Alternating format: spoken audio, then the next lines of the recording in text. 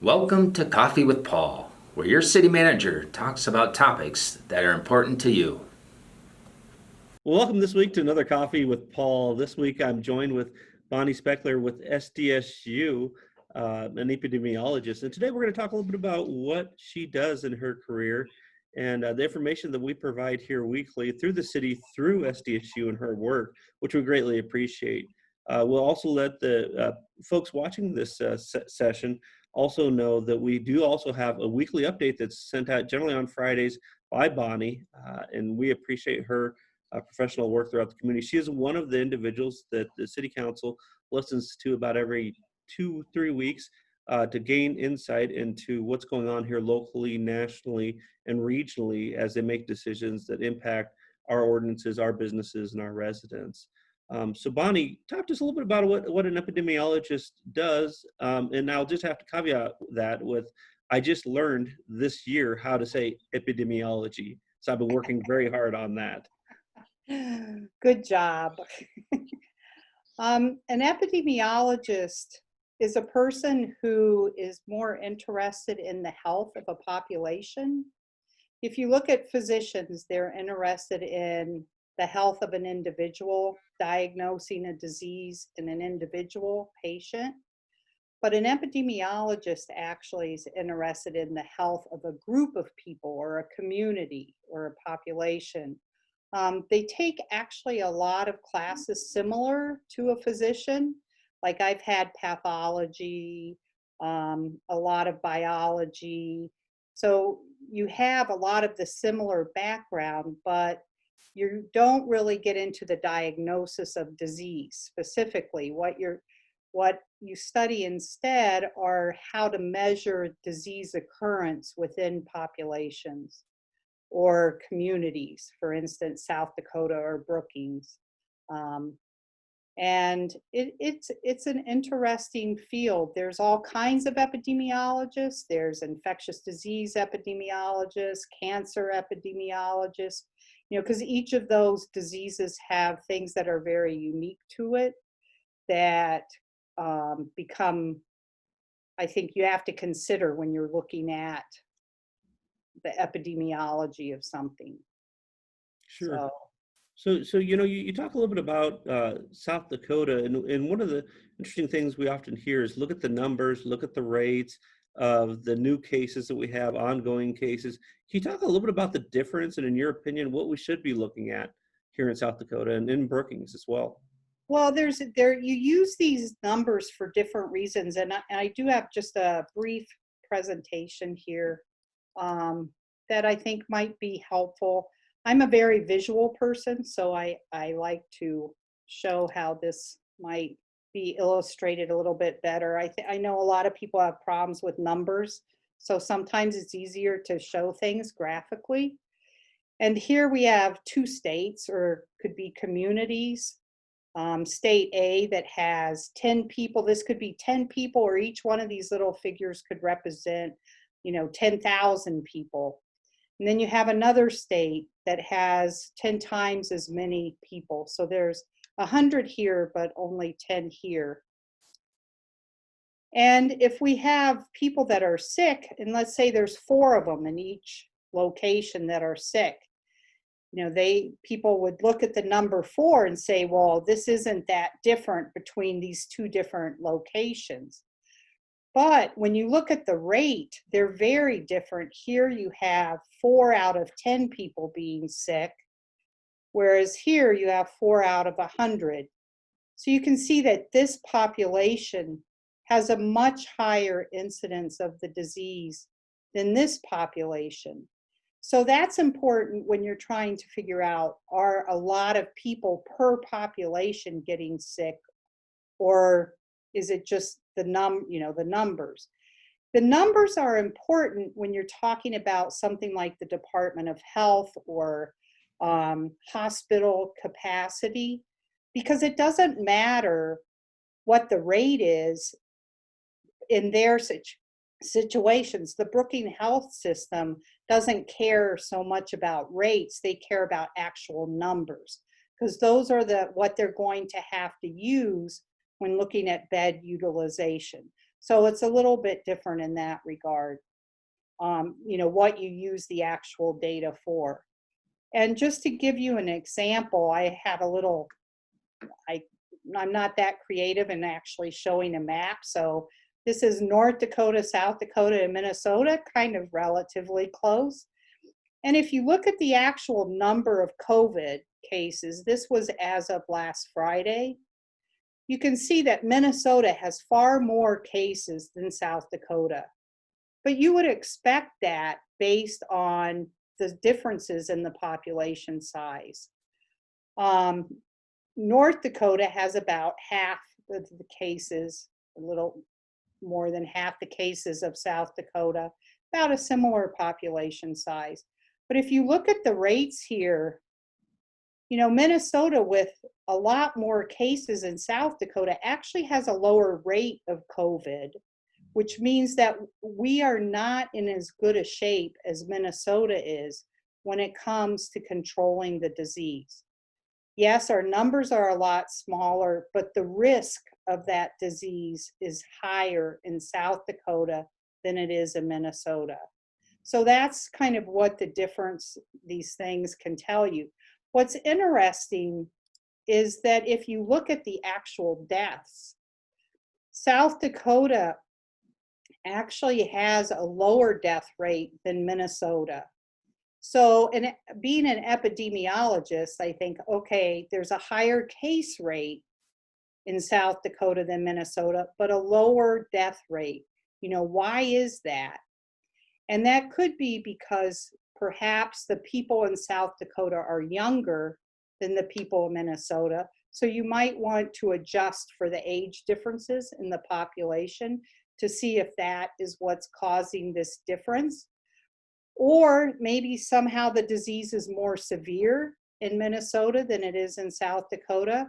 Minnesota has a higher proportion of minorities who have been getting COVID. So that could also be explaining some of these differences. But this is the kind of thing that epidemiologists like to then look at further. Why are the case rates lower in South Dakota, but higher in South Dakota than Minnesota, but the death rates are lower? Right now, you can't really do that very easily because you're in the middle of the epidemic. So mortality with this disease is also, there's a lag time. So it may take longer, like it takes maybe 2 to 3 weeks for someone who develops the disease.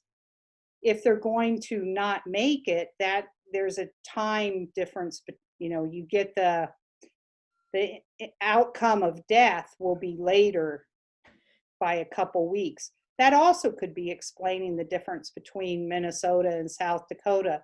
Minnesota could be further along. A lot more of these cases were diagnosed a while ago. So it's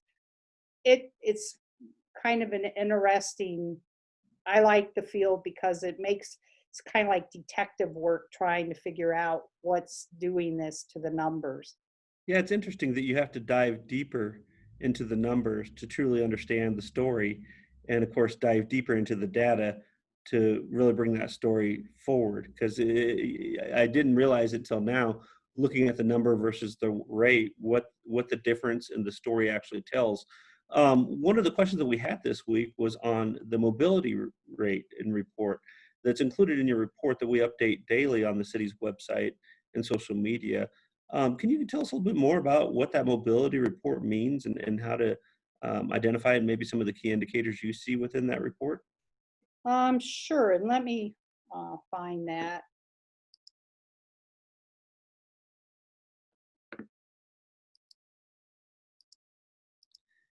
While Bonnie's bringing that up, we'll just let everyone know, once again, we do have that annual or the daily report that Bonnie gives us uploaded to our website. And you can find that on our COVID page, or you can also go to our social media page and find that information daily. And then, of course, on Fridays, she does give us a weekly report and an update.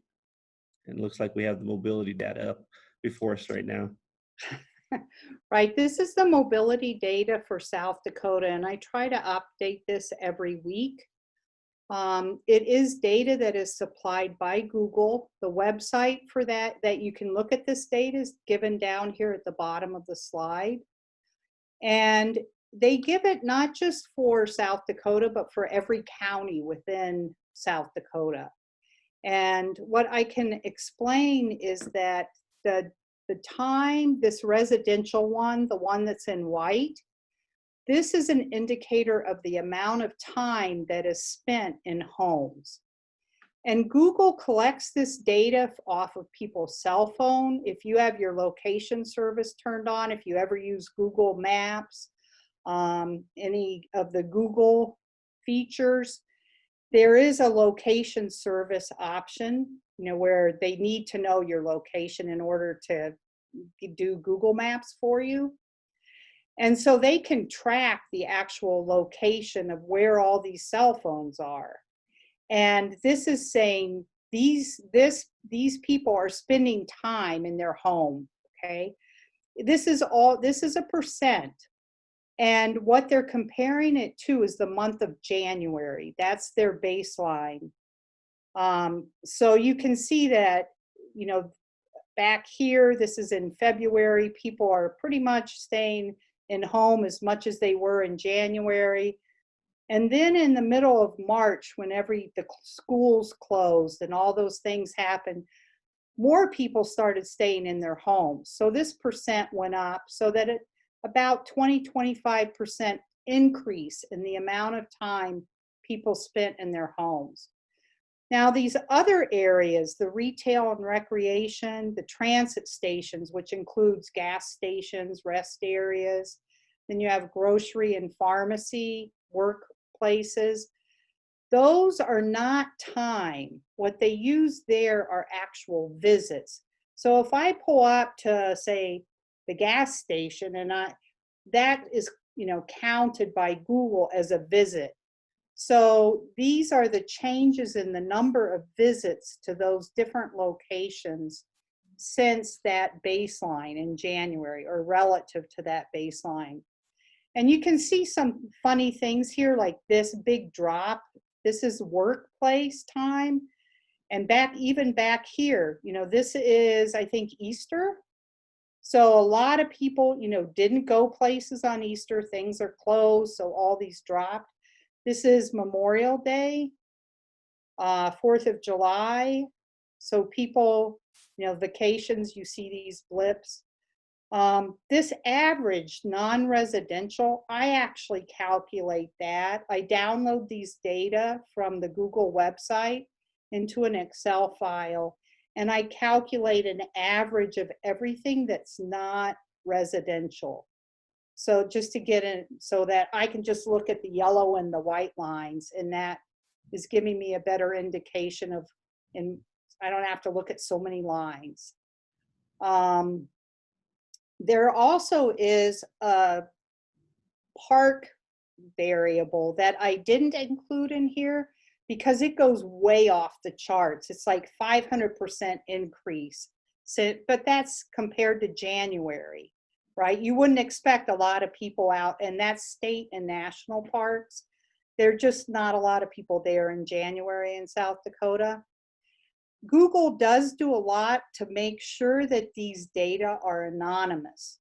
So if there's not enough data, and they want a lot of data for each of these time points, then they won't show it. And that's what happens here with the Brookings data. You don't have, these blank spaces in here. They just didn't feel there was enough data to be able to ensure confidentiality, so they don't plot it. And that's true for like groceries and pharmacy. There are just not enough visits after this April 5th to even plot it. So they're not providing it because they want to make sure they're not interfering with confidentiality of data. But you can see that Brookings has actually stayed below the baseline even up till this is July 12th. And they're still staying at home a little bit more than the rest of the state, which you've got people really moving around after the middle of May. and they're not at home. They're at home right around what they were at baseline. So that's where the mobility data comes from. These slides are put in the daily report, and then in the weekly report, I just mentioned them at the end, what's happened with mobility over the last couple weeks. So I Well, think that's where. thank you for explaining that, Bonnie. I appreciate it. I know Sure. you see all these squiggly lines and you wonder, how do we compare as a community to South Dakota? And I hear you say, it sounds like we're doing well as Brookings residents as far as staying home, still getting out there in the community, in the parks at least, and doing our part to stay safe. I know we've said it before and constantly encourage people to do their part here in this community by wearing a mask. And Bonnie and I, of course, aren't wearing one today because we're doing things virtually, of which I think a lot of people are having to do now with COVID. But as people are out, I encourage them to wear masks. We do still have our current ordinance in place, which regulates bars, restaurants, and other businesses to 50% capacity, and employees are required to wear masks. So if residents are out in those businesses, see that they are not wearing masks, strongly ask and encourage people to get a hold of us, let us know, so that we can have an opportunity to educate those individuals. Bonnie, before we go, anything else that you'd like to discuss before we leave this segment, Coffee with Paul? I'd like to just emphasize that one of the big issues with masks that I don't think a lot of people understand from what I've seen, is that the mask isn't really, I mean, it protects the wearer to some extent, but it's really protecting the other people that you're around. So you may not think, if you're young, you're 20, you don't need to wear a mask because you're not going to get that sick, which is also not true, but your risk of becoming super sick isn't as high, but you're protecting the other people that are around you. And I think that you need to have some concern for the community. And by wearing a mask, you're showing that you can have a concern for other people. It's not just protecting you, it's really protecting other people. That's the reason you wear a mask. Great point, Bonnie.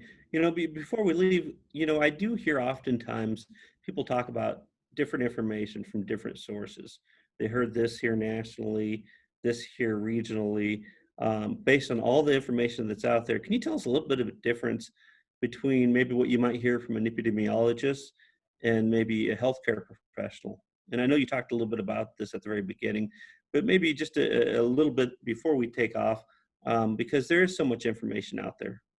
Yeah, and I think you need to get that information from a reliable source.